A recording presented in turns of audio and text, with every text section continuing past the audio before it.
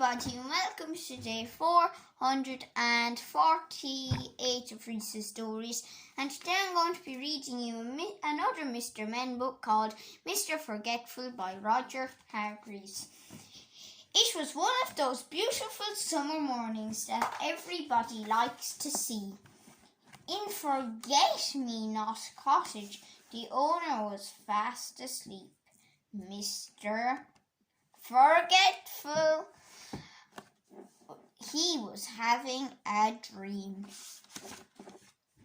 Then the sun streaming through the windows woke up Mr. Forgetful.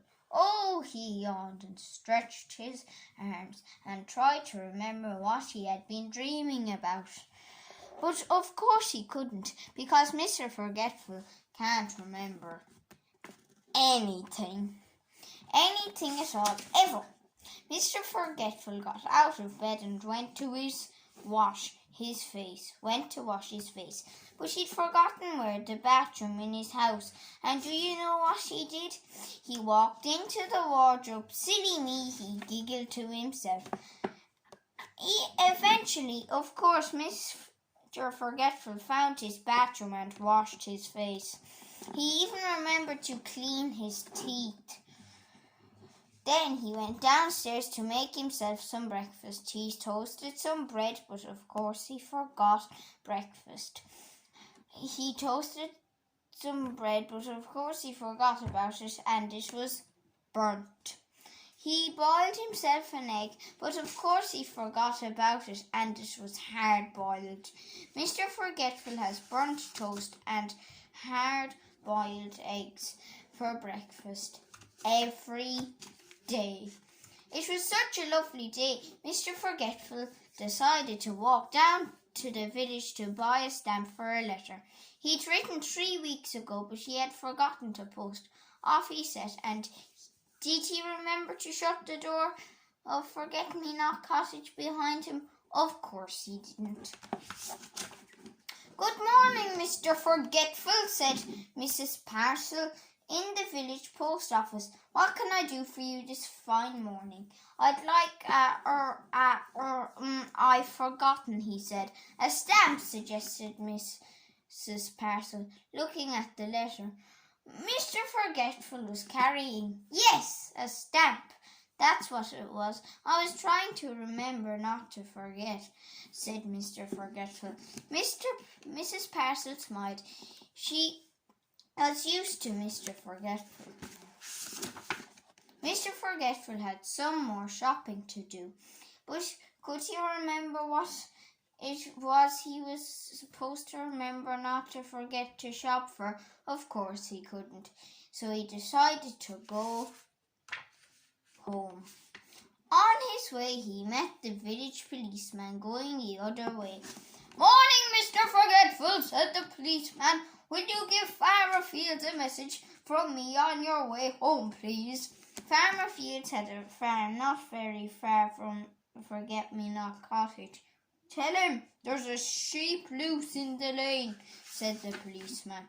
Poor Mr. Forgetful. He'd never had a message to remember in his life before. "There's a sheep loose in the lane," he said to himself, trying to remember the message as he hurried along. "There's a sheep loose in the lane. There's a sheep loose in the lane. There's a sheep loose in the lane. There's a sheep loose in the lane." Mr. Forgetful repeated the message over and over to himself. "There's a sheep loose in the lane." Eventually he arrived at the farm and found Farmer Fields. "Mr. Fields," he said, "there's a goose asleep in the rain." Farmer Fields couldn't believe his ears. "There's a goose asleep in the rain," repeated Farmer Fields slowly. "But I don't have any geese. And anyway, it isn't raining. Are you sure that was the message?" Poor Mr. Forgetful. He got it all wrong, and he couldn't remember how to get it all right. He simply couldn't remember at all.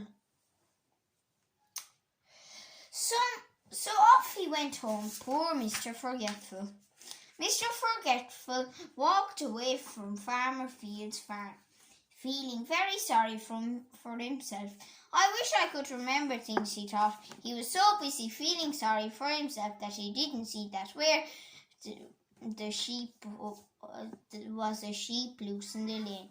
He bumped into it and fell over. Bother, said Mr. Forgetful. Bah, said the sheep. How silly, letting a sheep loose in the lane, thought Mr. Forgetful. And then he remembered the message. He jumped up and ran back along the lane to the farm as fast as he could. Mr. Fields, he called as he ran into the farmyard. Mr. Fields, there's a goose asleep in the lane. He'd forgotten again. Mr. Fields scratched his head. Come with me, come on, said Mr. Forgetful, and pulled Farmer Fields back along the lane until they came to the sheep that was loose. There it is, cried Mr. Forgetful, pointing.